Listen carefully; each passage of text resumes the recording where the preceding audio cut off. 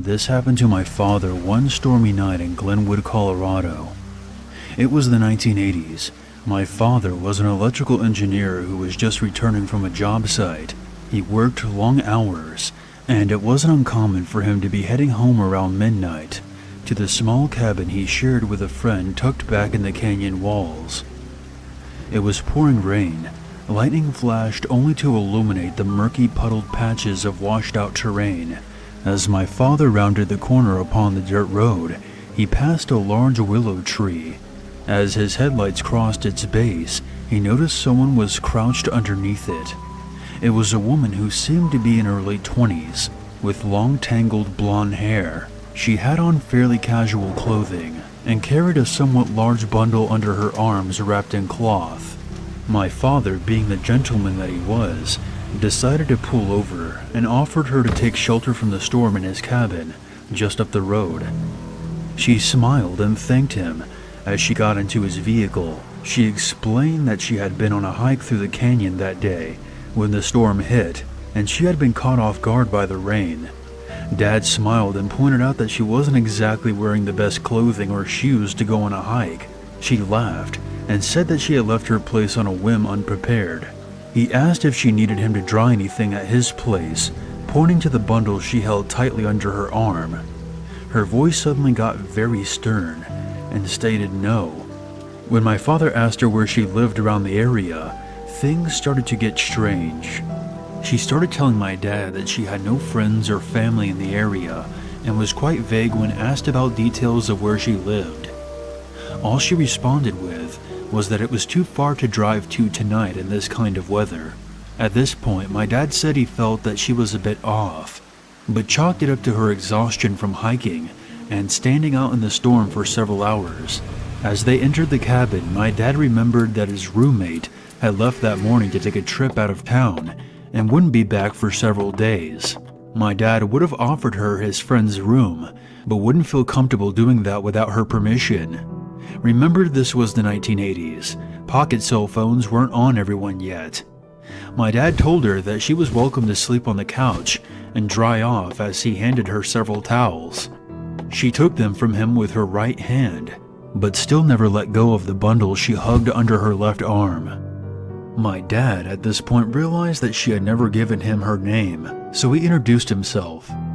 "Nice to meet you. My name is Mary Lou," she replied. My father started to feel a bit more at ease and turned on the television for her and handed over the remote. She scanned through the channels, finally deciding on a gangster flick. There was a scene that involved a bunch of mobsters getting shot to pieces. Mary found this to be quite amusing and started to laugh in a crackling, high-pitched tone. My dad started to get a bit creeped out by this. She was enjoying it a little too much, he said. Then my dad asked her about her life, and things took a turn for the worse. When asked if she was in a relationship, she pointed down at her belt buckle and told my dad the story of her breakup. She claimed her last boyfriend wanted to be domineering over her, and to this she responded by bludgeoning him half to death in his gravel driveway with her belt buckle, the same one she was wearing. He kept saying stop, please stop, and begging, but I wouldn't show him mercy, she said, with a note of pride in her voice. My dad asked if he had been abusing her, or if she was reacting defensively, and she merely scoffed and said, "No, otherwise he would be dead." My father's unease grew as the conversations progressed. She told him about her mother dying on the operating table, and how the surgeon who had been working on her walked out covered in blood and said that she would be fine. How is she supposed to be okay with all of her guts in the trash can? She spewed. Then she laughed again, glancing back at the TV screen, littered with disheveled, bullet-ridden corpses. "I love the sight of blood. It excites me, turns me on, you know. Death. Draining them to death." At this point, my dad was officially done. He was bigger and stronger than she was, and he was quite streetwise as well, and had seen plenty of horrors in his life. But the way she spoke with a violent confidence combined with her sure grip upon the bundle which lay under her arm, sent chills down his spine. He needed a plan.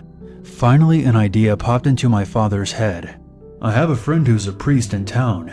He has access to plenty of shelters funded by the church. You would be a lot more comfortable there instead of on our couch. They can feed you too, and arrange a ride for you to get home in the morning. I can call him right now. He's only a few miles from here," he stated reassuringly. Mary Lou's tone brightened to match his. "That sounds wonderful. Thank you so much." My father smiled, hiding his relief. "Of course, it's the least I could do for you." As my dad walked over to the phone and began to dial the number, Mary Lou erupted in a low guttural growl. "I hate priests. I hate priests." She said it with a tired hatred, a clear, distinct, audible, whispered disdain from the bottom of her heart with an unflinching resolve. My dad had enough. This wasn't a game to play anymore. This was beyond a stranger with odd tendencies. A darkness with coiled cruelty had crossed the threshold of his door. "You need to leave, and you need to leave now," my dad said, pointing to the front of the cabin. "There's the door. I can't have you here and feel comfortable.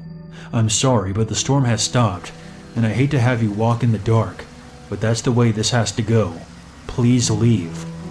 Mary Lou gazed upon him, expressionless, and finally just shrugged.